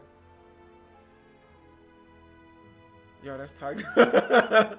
That's Tyga. That's scary. Who else be eating? Not Pinhead. Who you calling Pinhead? Now that's really old school. I mean, I never watched that movie, but I remember seeing scenes of it because it would be like on FX or just some sci-fi channel when I was younger. And I'd be scared. Yeah, Hellraiser, that's what it's called. Afro Boricua says, hey, all right, y'all, this grandma's heading to bed. My Depends delivery is coming early in the morning. Depends? It was scary to me. It was scary. I never heard Spike TV. Yeah, we gonna go. We need to go to bed. And I need to go make some cookies. I need to go make some cookies. Diapers, Will. I took 3 melatonin. Baby, you going good night for real, huh? Will, we got things to... Okay, all right. Will, we got things to do. Okay, well then go do it then. You and these cookies. No, I'm going to eat some cookies tonight, period. Happy Halloween, everybody. Halloween is over. Oh, but now it's time for pumpkin spice lattes. Yes. Now we can really get into fall. And we can really get into Christmas later on. Why are you yelling? Not with the all caps, Stacy. Why are you yelling?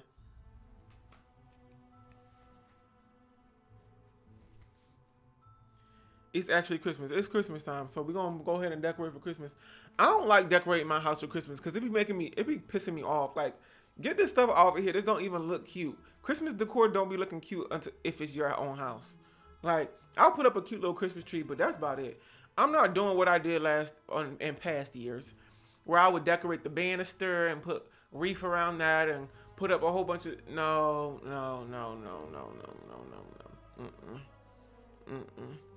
It's given. I'm putting up a little Christmas tree. We might go Christmas tree shopping, and that's it, ho. Cause I be getting so pissed. I be like, I can't wait till January 1st so I can take all this stuff off of here. It is cute. You guys suck at decorating. I don't suck at decorating. I actually spent so much money on last time. And I decorated my house to the nines. And it was right after I got broken up with too. Maybe that's why I don't like it no more. Fall it up. No, for real. I threw my Christmas tree away, unfortunately. Me too. The white trees are cute. Yeah, I'm gonna give CB2 this year. We're gonna give CB2. We're not doing like red, green, blue, yellow. Like, no. That's that trauma. Yeah, that's that thing. That's that trauma, baby. Anyway, thank you for hanging out with me on this year's spooky, scary stories in the dark, which weren't that really spooky, but they were kinda. We baking a turkey, right? Maybe we might bake a turkey. I hope to see y'all back here real soon. Maybe I'll go live. Is today Wednesday? Today's Tuesday. I mean, I could go live tomorrow. We might could finish out, because I really want to finish Limbo, so we might go live tomorrow, y'all, while you playing games. Okay? All right, anyway, bye, y'all. I gotta go. Good night. Bye. Bye. Good night. Go to bed and do what you gotta do. Stop. No, go to bed. Go to bed, because y'all be getting on my nerves. It's Wednesday now. I understand it's Wednesday now. Did say Tuesday? Oh yeah, it's Tuesday still over here, baby. Time is a social construct. Like the live stream. Please, y'all, I'm begging on my knees. That's my Christmas wish. Okay, I'm out of here. Bye. End stream.